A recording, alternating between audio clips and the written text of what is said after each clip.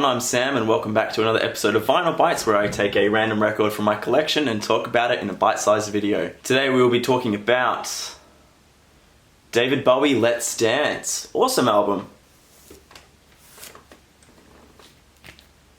Ooh, you can see the camera and the reflection of the record. Oh god, what am I gonna do?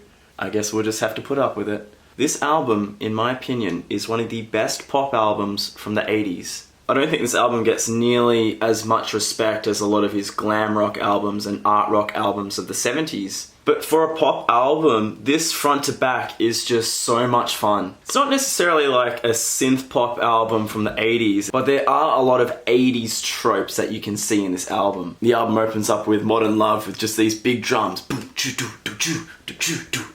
If this song doesn't make you want to get up and dance, I don't know what will. In fact, I do know what will. The next song, China Girl. This is an Iggy Pop cover. I prefer the David Bowie version by far. Even though the Iggy Pop version is very good, the David Bowie version is just a lot more satisfying to listen to. After that we have the title track, Let's Dance, which just has, in my opinion, one of the most awesome bass lines of all time. Just these three tracks, for me, are just so awesome. Throughout this album there are a lot of brass instruments that sort of add these blemishes in there that kind of make you freak out a little, in a good way. This issue I have here is a 180 gram repress. On the front here we've got Bowie as this fighter. This is just the back. This is the inner sleeve. I don't, however, have the record in the inner sleeve. I've put it just in a protective sleeve here. The album sounds fantastic, just incredibly produced. The album's produced by Nile Rodgers, so it is no wonder that the pop tunes on this record just make you want to get up and jam.